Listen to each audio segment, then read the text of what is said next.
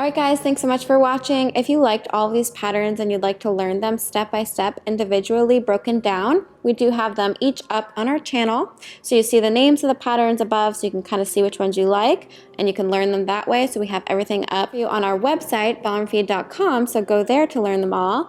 And you can use any of the patterns you want, you can use all of them, kind of up to you. This is geared more for wedding couples, but you can also just do it for fun to slow dance. So go check it out. Don't forget to like and subscribe. Comment down below what you want to see next, and we'll see you guys in the next one.